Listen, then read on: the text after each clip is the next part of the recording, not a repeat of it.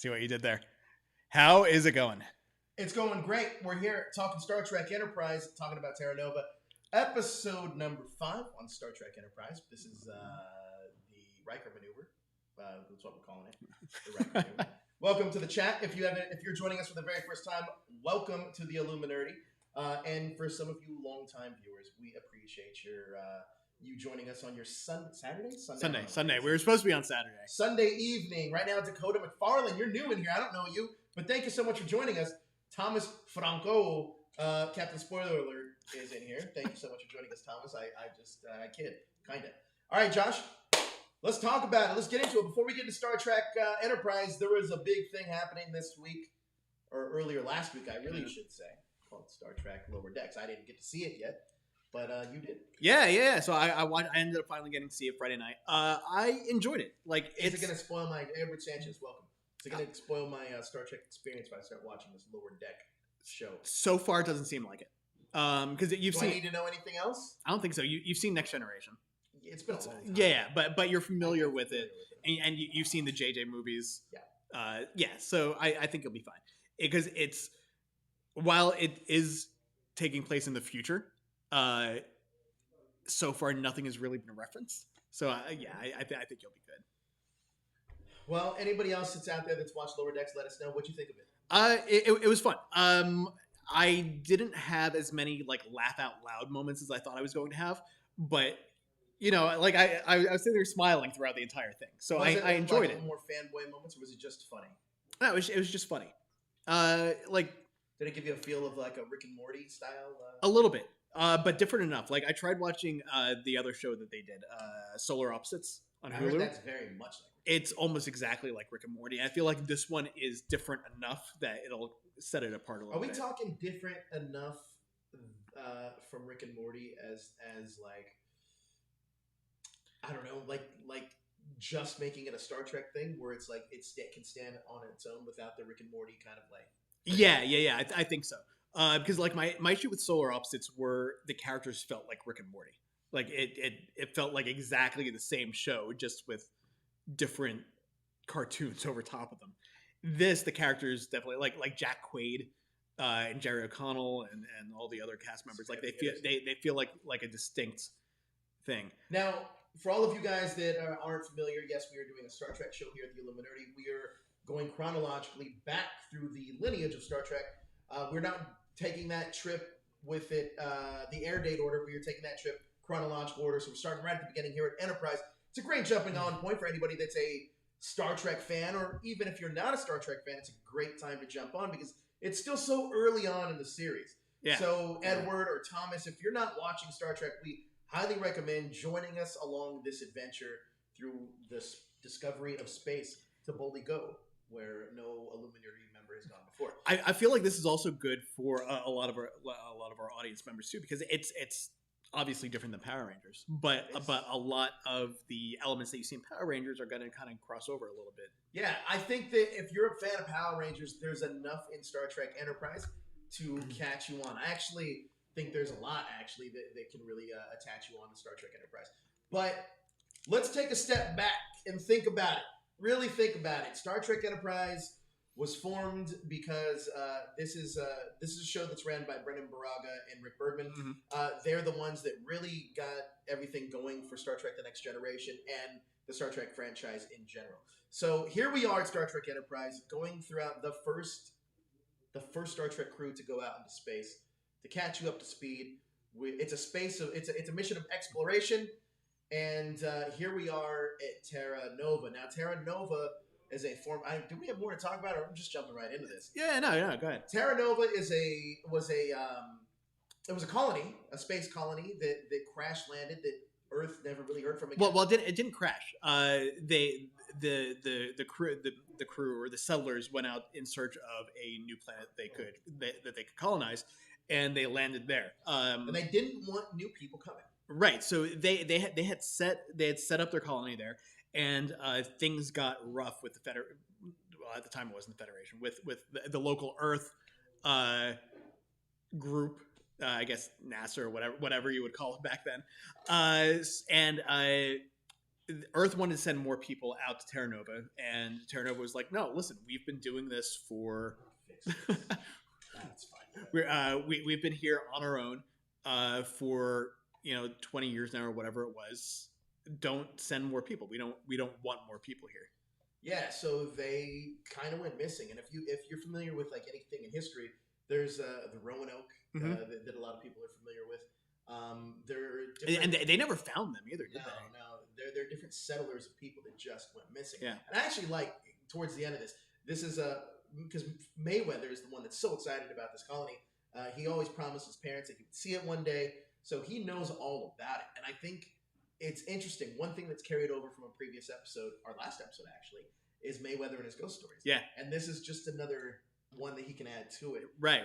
I do like that callback because I think that it's kind of cool. I do wish that they would play with that more, like have a Halloween episode every season that's like kind of like hosted by Mayweather, which I think would be a lot of fun because they do establish that. But I think this episode, it's interesting. I feel like in this particular episode, I feel that like there's a lot of, it's almost kind of like a lot of diversion going on, or a lot of like distraction going on. Yeah. To make you think one thing, but then you go down another path, which is the path of least resistance, which we really get here in this episode of Terra Nova. What else you got on this one? What immediately do you think of when you think of this episode? I know you weren't looking forward to it. Yeah, so this episode itself, I didn't remember a whole lot about it.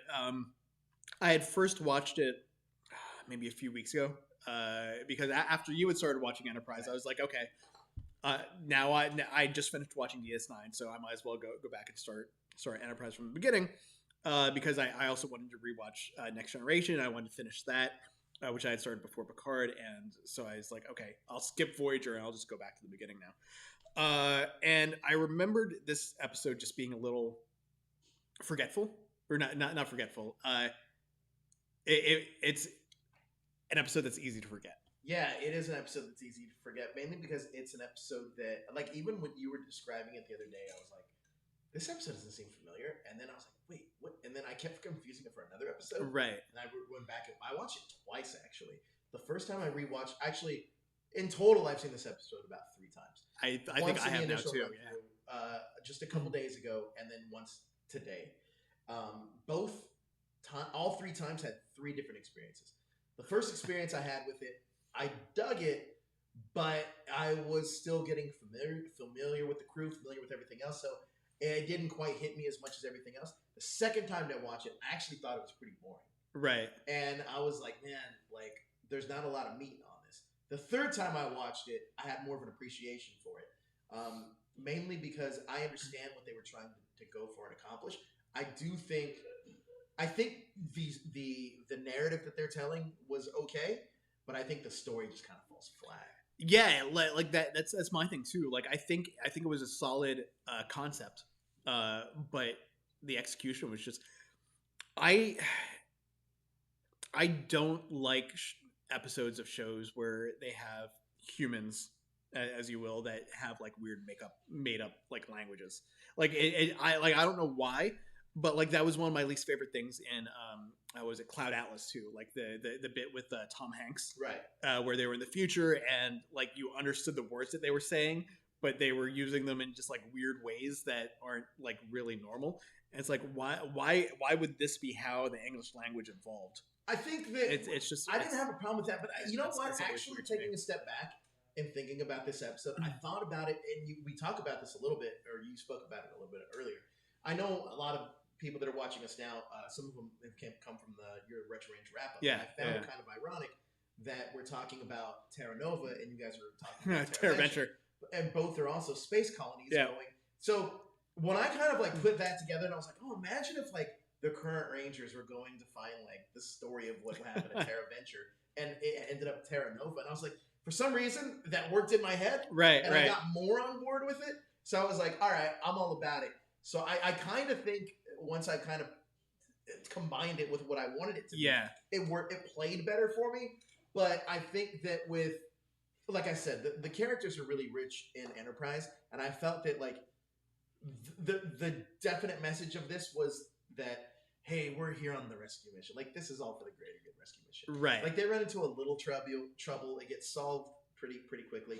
Like, looking back now, last week's episode, I have a little bit more of appreciation for because the Klingons were such a added factor that, like, they were such an X factor that you didn't know what was going to happen. Yeah. And I actually liked the way that the diplomacy kind of worked out in that last episode. Whereas in this episode, I feel it's kind of like Archer being like, "Yeah, Earth has changed. Like, you guys are fucking crazy. Like, just get with it." Right. Like, yeah, he was trying to do the diplomacy thing, but they just didn't want to hear it. Yeah.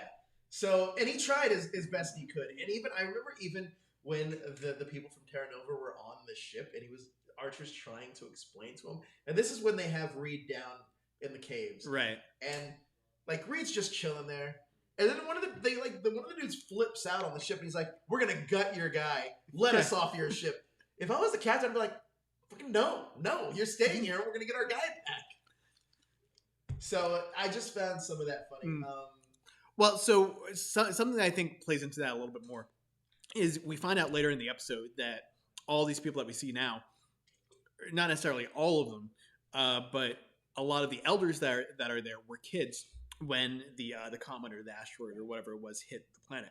So if you think about the fact that all of them were like maybe at the oldest 10 or so when all this happened, all the adults died because of the radiation poisoning.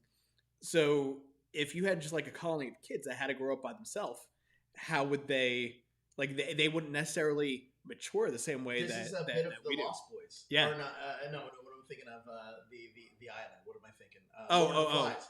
Yeah, it's a bit of Lord of Flies. Flies. It's a little bit of Lord of Flies, a little bit about the island, also that, or what was the Maze Runner? Yeah, it's a little bit of all of that. I think that the elements here are there. Yeah, but I imagine if they would have taken it a step further and made it more of like a Maze Runner, Lord of Flies type of thing, I think you would have given us a little bit more drama. And I think this is what the episode lacks a little bit is not necessarily drama, but maybe conflict, a little action, a little conflict. Yeah, because little in this. Yeah, because really the only conflict was them not understanding each other. Yeah, or the misconception of who they were. Yeah, or even when they described like the rains that came down and made them all sick, and like the elder lady has like lung cancer, and then Phlox is just so easily like, well, that's curable. Like, and now we can fix that. Yeah. Like, that's not a problem.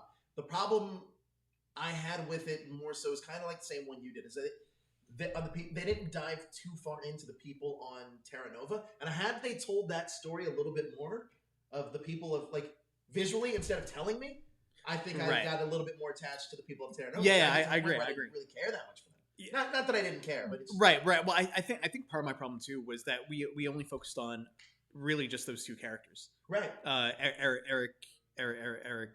I can't remember his last name, but him and the older lady, who I guess was his mother. Yeah. Or she was just calling her mother. I'm not sure. That was never really clear whether they were actually biologically related or whether that was just what they called her because she was one of the older. Metal Ryan Cluster.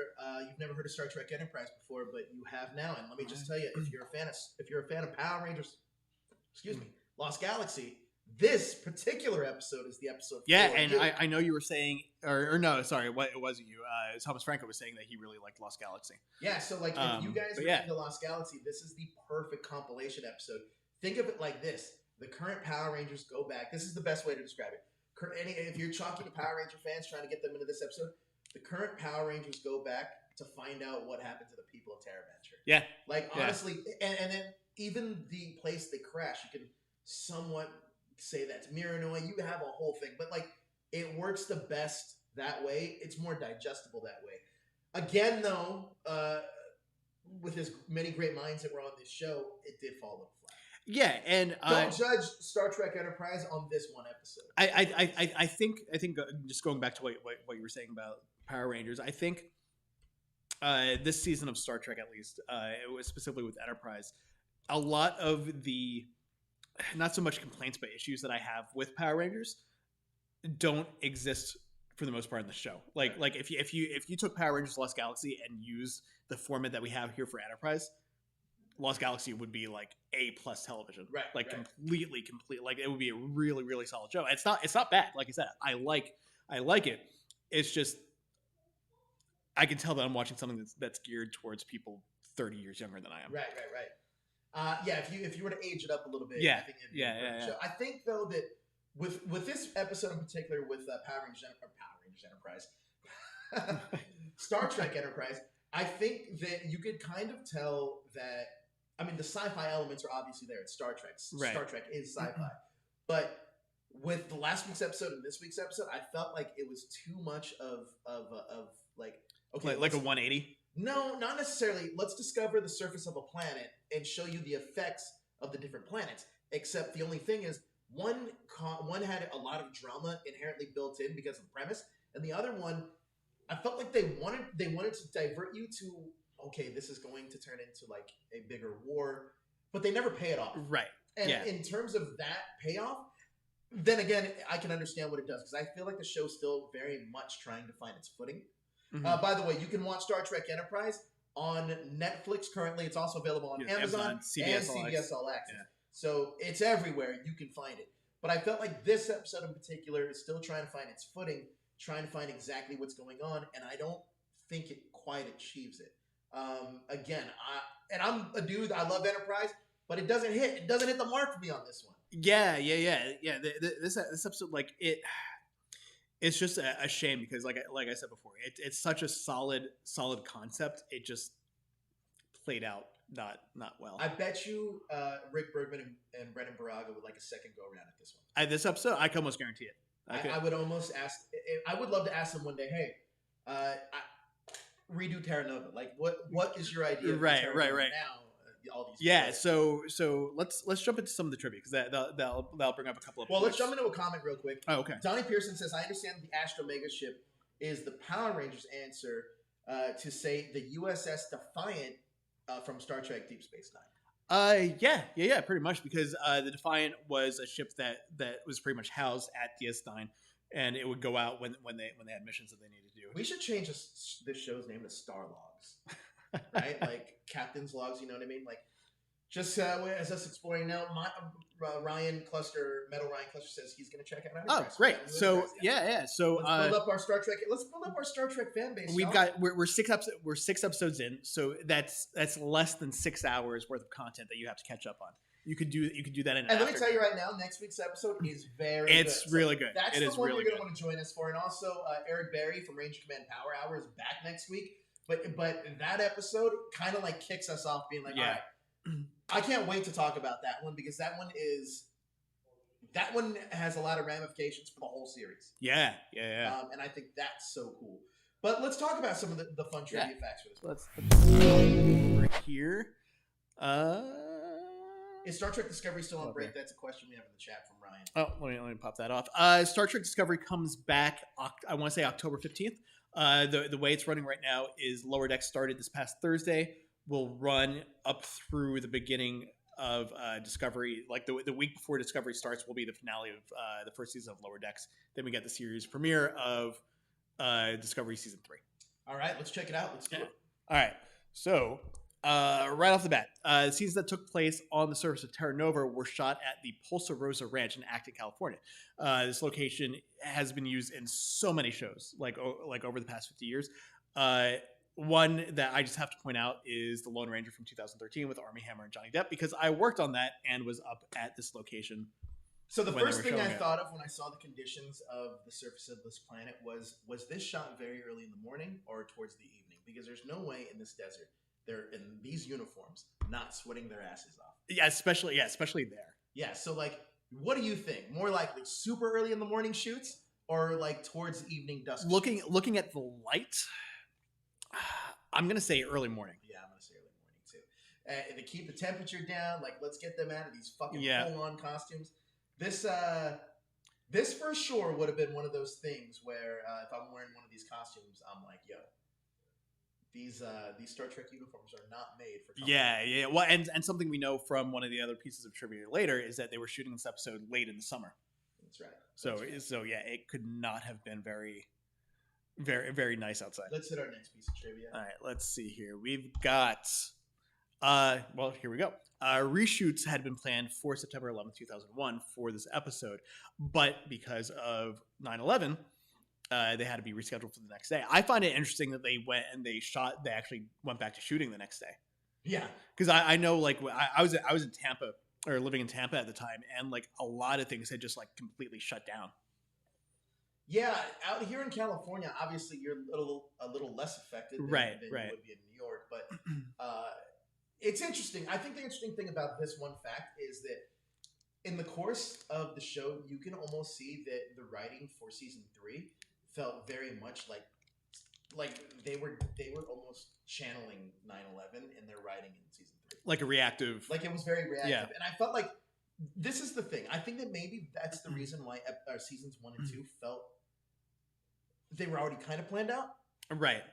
And then I think in season 3 they were like, okay, we gotta have a response to this 9/11. Yeah, well, not only that, but I know in season 3 they weren't getting the ratings that they wanted, so they had completely shifted the format of the show too. That's interesting. I wonder how. Do you ever wonder sometimes that like how would this show have went had the writers and the creators been like, yeah, do your thing and the ratings are going to be there and the show goes on without a hitch. I wonder how different Enterprise would have been had that happened. Yeah, because in like season 3, you don't know. You get way more action. Mm-hmm. And oh my god, season 3 so far is the best season of the show. And season 4 right now is really good too, but season 3 picks. I remember really enjoying season 3 and 4. So good. Here's a fun thing too, and this is not Star Trek related. For any of you guys that are Power Ranger fans, just you wait. We have something coming up very, very cool that's going to include a lot. It's going to be a Power Ranger kind of event that we're going to be putting on digitally. More information on that later. And so sorry to hear about your loss, Donnie.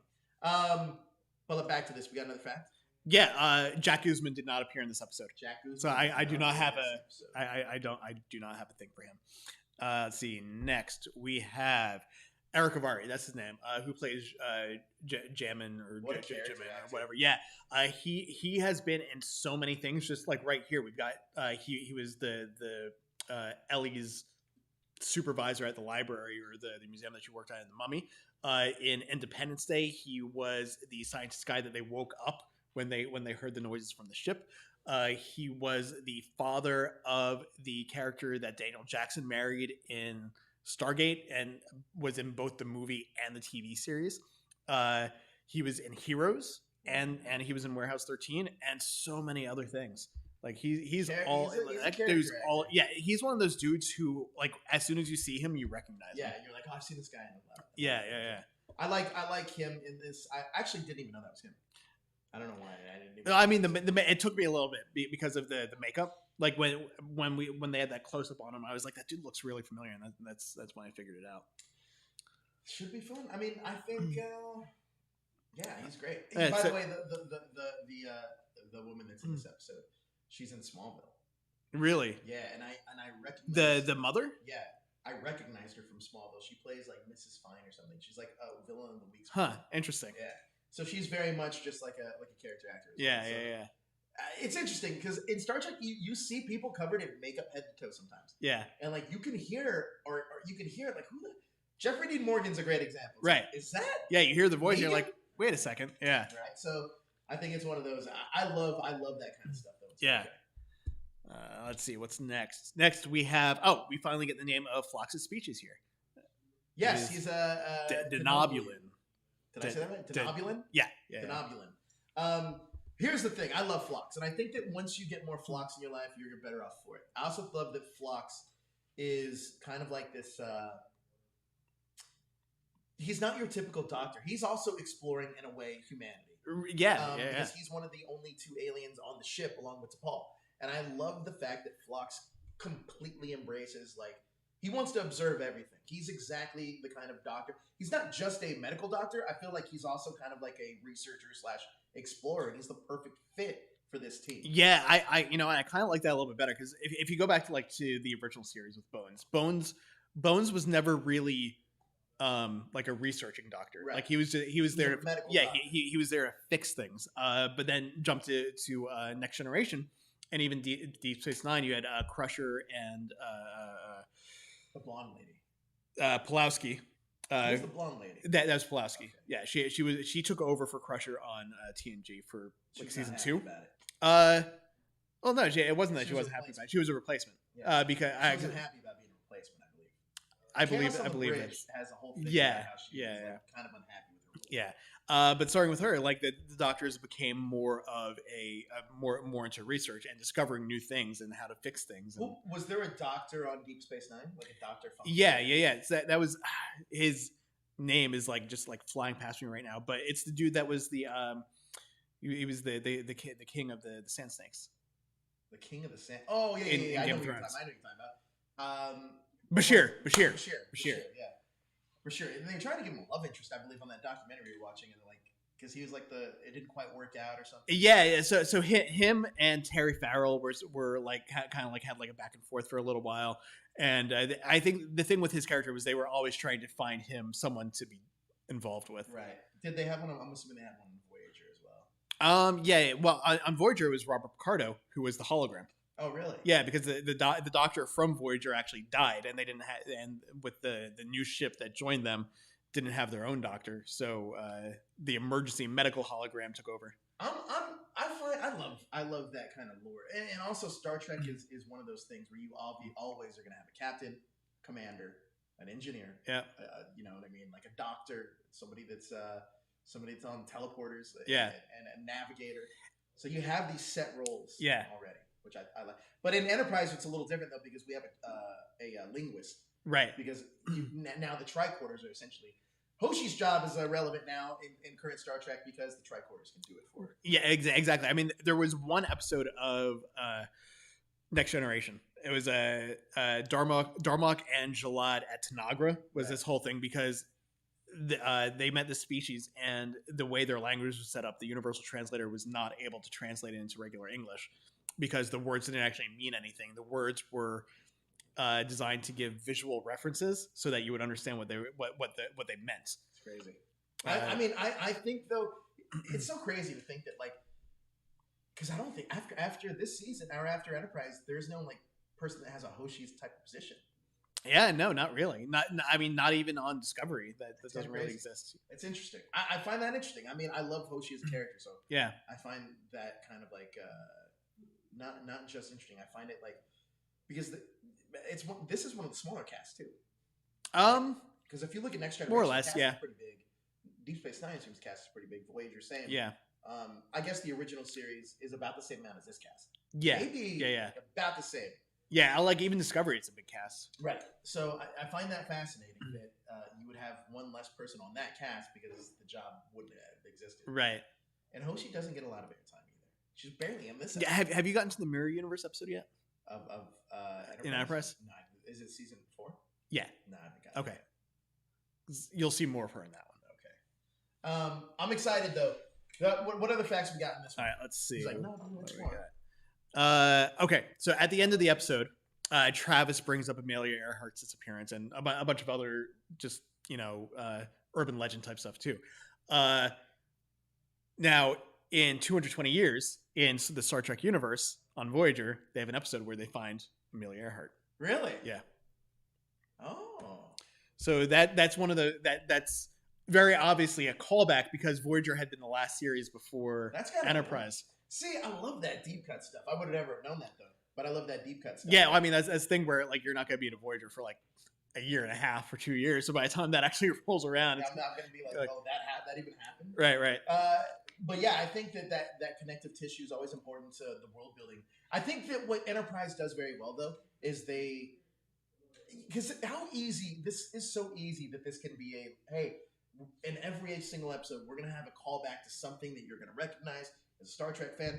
But I think the beauty of Enterprise is it doesn't rely on that. Right. You don't have to have that. And to tell you the truth, some of that stuff, yeah, it's cool as a fan, but you don't need it. You don't need it at all. And I think that the show stands alone on its own. I think that's the important thing about it. Yeah, I think they do a good job of making the series accessible to people who didn't know Star Trek. Right. Because if you did know Star Trek, all these like callbacks like that, they're Easter eggs. Whereas if you don't, you just don't. You just wouldn't know. Yeah. But I love that. I love the fact that we do have these kind of callbacks for longtime fans. But again, the series is so good, you don't need them. Right. Yeah. Exactly. Let's see. What do I got next? Here's an interesting one. So this episode was the first episode of Enterprise that's directed by LeVar Burton. Went on to direct 9 more. He also works with Scott Bakula on NCIS New Orleans. He's appeared in one episode as a character on the show, and he's directed 8 others. Wow, that's kind of crazy. Yeah. So it's like that kind of stuff. It's always interesting to me because like if you look at a show like The Librarians, Jonathan Frakes directed a lot of those episodes, and Jerry O'Connell, who was one of the characters on that show, is now on Star Trek Lower Decks. It all ties together. Which is also interesting because he's the voice of the first officer on Lower Decks, and his wife is the first officer in Strange New Worlds.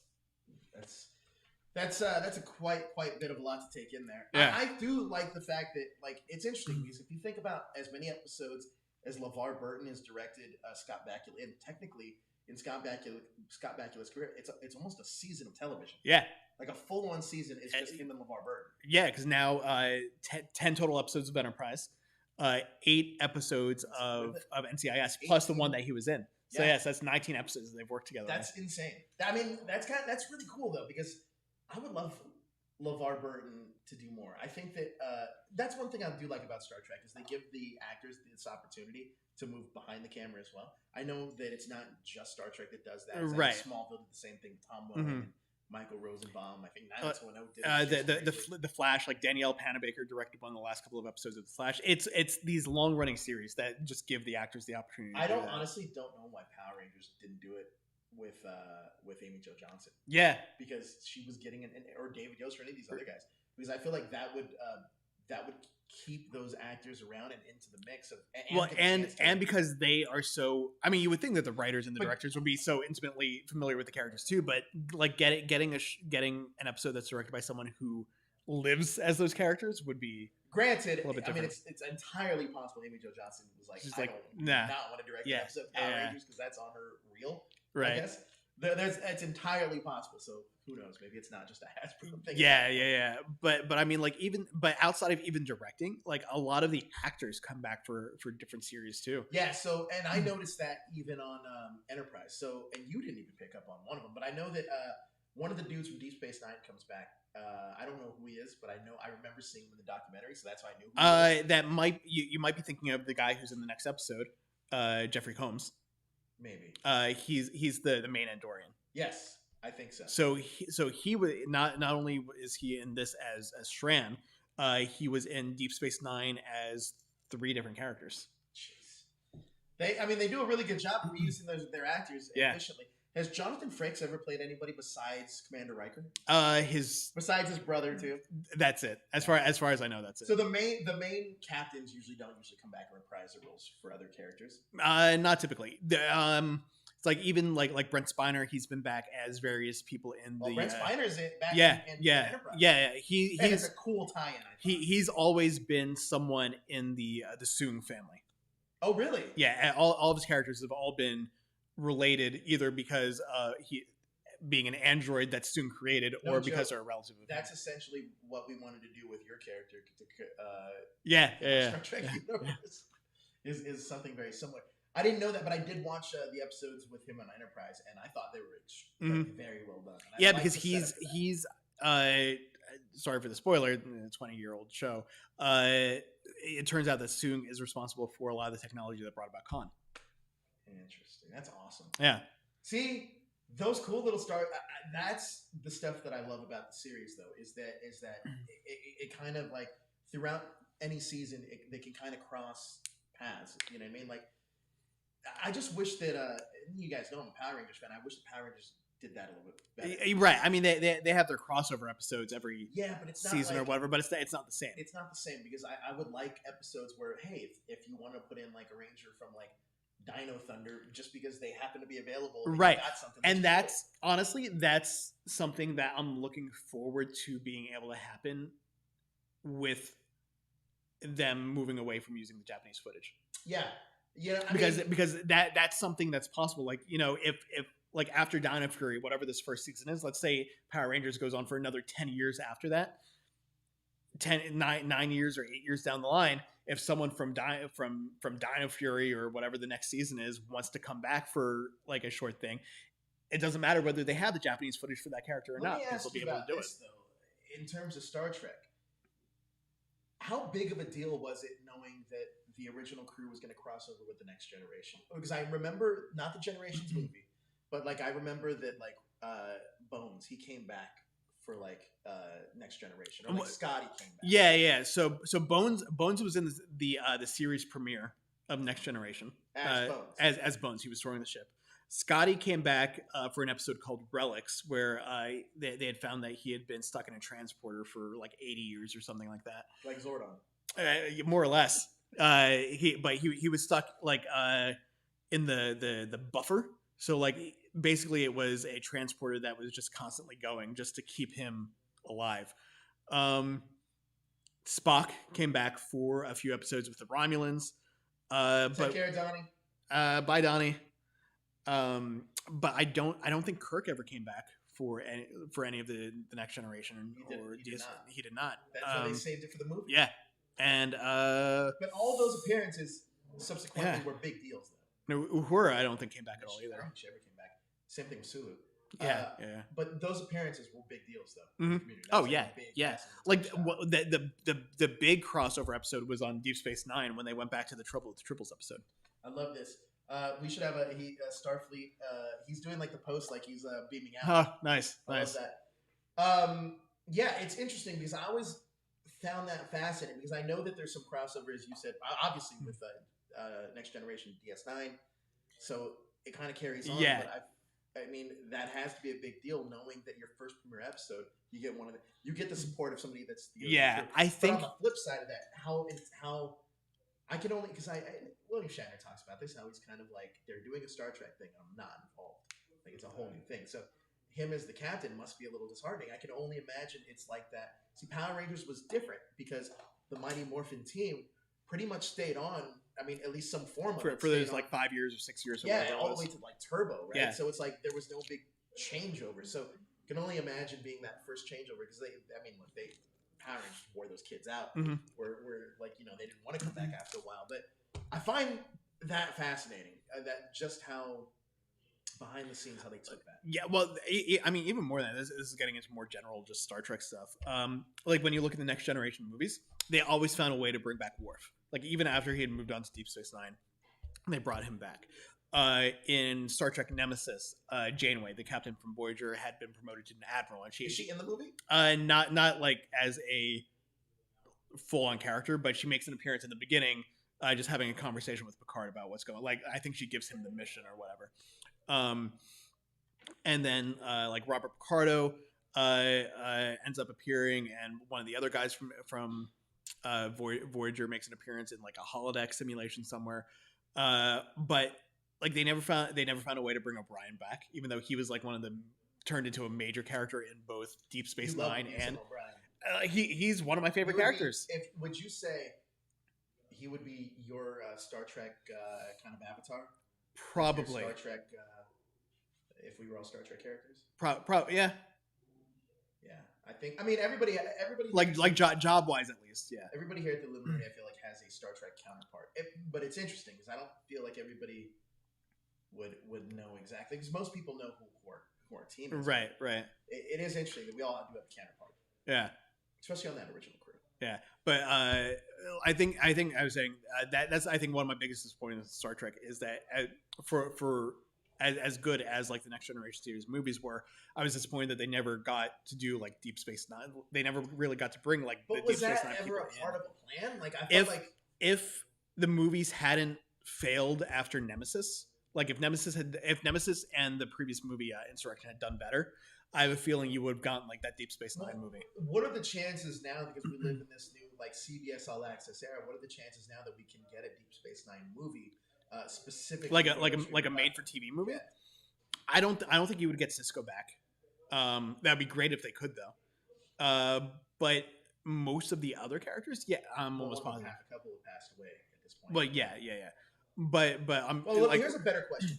What do you think the most likely cast is to get a TV movie that would be for CBS All Access, like a streaming movie?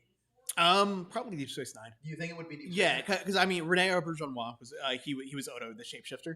At the end of Deep Space Nine, he had gone back to his home world, so that's easy enough to kind of write him out. and then I think most of the other most of the other main cast is still around. So See, the they could hardest do part that. about Deep Space Nine, I think, would be the same problem that Firefly would have about coming back or whatever, because book's gone, and Yeah, it would just be different. I mean, could you see a Voyager movie working? I don't know. It's a hard one, right? That would be a really hard one because like the whole point of the series for the most part was them getting back to Earth. At the end of the series, they got back to Earth. I think a cool concept for a movie, even though I don't think it would happen, and I don't think they would touch it, but it would be if it was the Enterprise crew and it was the actual Temporal War. They just call it the Temporal War, but it goes through every era of Star Trek in a way. Right. But it's about this time war that's happening. Yeah, almost like a Doctor Who type. Almost like the whole I remember what it was, that 50th anniversary of that big time war. Right. I guess it was called the time war. Yeah. Right? I wish that they would do something like that. I mean, in theory, they probably could, but now that the Discovery has sort of the time travel capabilities, depending on what's happening with that, they could probably easily do a thing where they go back and forth in time. Yeah, I think that would be pretty cool. Because I would love to see that kind of stuff happen with Star Trek that they do with Doctor Who, where like Doctor Who has the main season and then they have a Christmas special, and then every once in a while, like with David Tennant, they just have like the one-off movies. Like they could easily do that with Star Trek. They could. That would be so. See, I find it fascinating because, and it's a weird transition, but Power Rangers is similar enough to Star Trek. Star Trek is similar enough to Doctor Who. Mm-hmm. They're all similar enough kind of franchises where you get a cast of whatever. That's your cast for X amount of time. Then you move on to the next. Right. All three of them do the same kinds of things, and I think that in storytelling, I think the ones that kind of execute it the best is Doctor Who. In terms of like every Doctor kind of like no one ever, well, Christopher Eccleston I guess could say, but no one ever left on like bad terms. Everyone's usually I mean, I think Christopher Eccleston, if handled the right way, I think Christopher Eccleston would totally be down to come back, especially now. Yeah, especially now, and at least with Star Trek, you're seeing that now too. Like I don't think anybody's opposed to coming back. No, it's about coming. Like Power Rangers is the same thing. Yeah. At that point, though, Power Rangers, to get all of them to come back, you got to pay for it, and it's just setting egos aside. Right. Like that's all. But let's be real. Given the right amount of money, they'll do it. It'll happen. So it's one of those things. Well, let's rate this one. Yeah. You got more facts? Let me see. I think. Oh yeah. So we were talking about this off camera a little bit. Brandon Braga stated that this is his least favorite episode of Star Trek Enterprise, hands down. He said that it was boring, but not a bad concept, but not a good episode. And that's essentially what we were saying. I couldn't agree more with that statement because I agree. Like I literally came in here and I was like, the only thing is just a little boring. Yeah. But it's a decent concept that has all the foundations of what Star Trek is, but it's just not executed. Honestly, give this episode a year. Like have this idea. Give them a year to kind of flush everything out. Terra Nova would have been a better episode a year later. If you would give this team, this writing team, a little bit of chance to flesh it out. Because every episode so far they've hit, this has been their first kind of like miss. Yeah, and I think it's one of those things where it's just sort of going to happen because obviously when you're writing out a series, you're like, okay, this is going to be our first episode, second episode, third episode, and then you've already got it. You've already got slotted in there, so it's hard to change and get out of it. Daniel says Eccleston is coming back for the big finish. Oh, that's for the audio drama, right? Does Star Trek not have any audiobooks or anything like that? I mean, there's tons of regular books out there, but I don't think there's any audiobooks. We should just produce a bunch. Yeah. I mean, we're doing Star Wars and Power Rangers. Power Rangers already, so. I think that might have been the last one. Yeah, that was fun facts. Josh, what do you give this episode? First of all, before you do that, Donnie gave this a 9 out of 10. Terra Nova, 9 out of 10 for Terra Nova, 9.7 out of 10 for the season 1 of Enterprise, and 10 out of 10 for our live stream. Thank you so much. Yeah, thank you. This episode, I think I'm gonna give it a 2. Yeah. Like I feel bad giving it a 2, but again, it was a really solid concept and idea. It just was not executed very well. Yeah, you know what? I'm gonna give it a 2.5. And here's again, concept is great. Execution probably wasn't the best.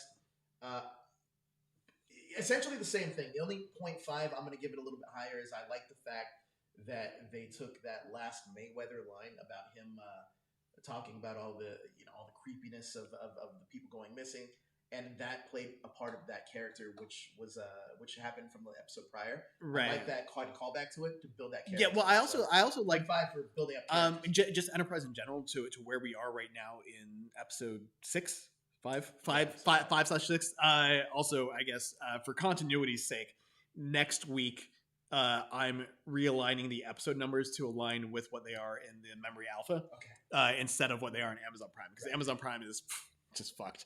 But I like that the dinners are becoming a thing. Yeah, like me too. like that those are solidly okay.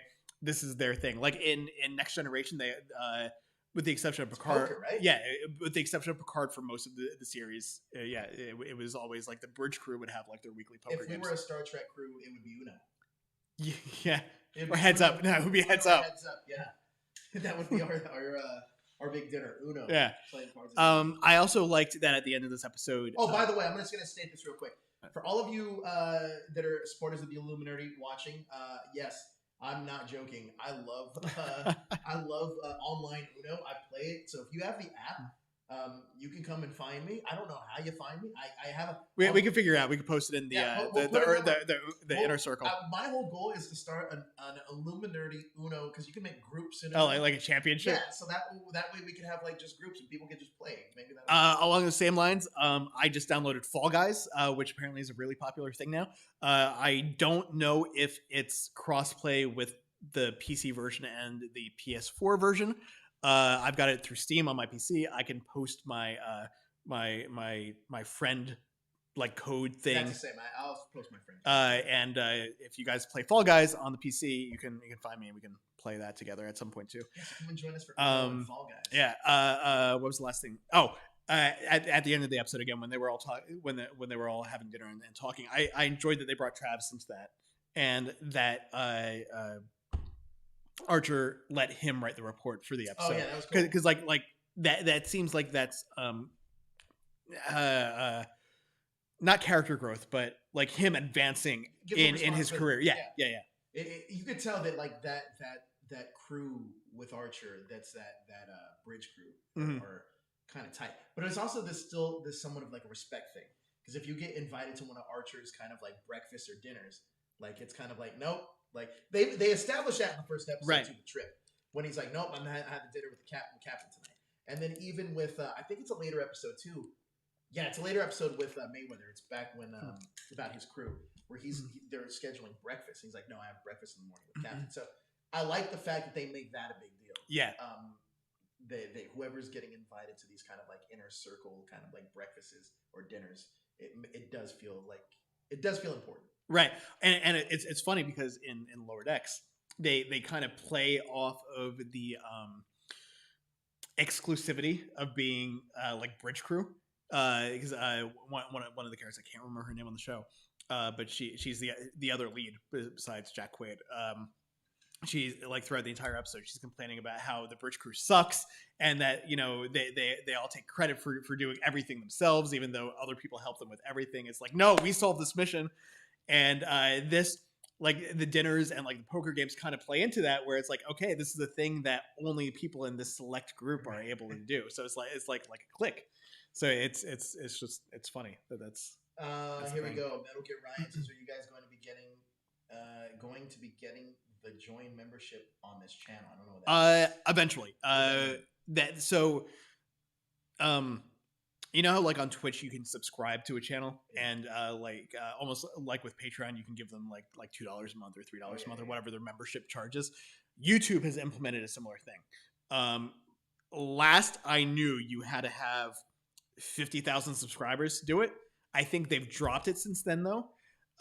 So whenever we are eligible for it, that will be a thing that will get us there faster. And like I said, hopefully with our big Power Ranger event that we're going to be having. That'll help. I know we have two exclusive. We have a few exclusives actually. We have a few exclusives next week. If you're a Marvel fan, if you're a DC fan, stay tuned. We're about 30 subscribers away from 1,000.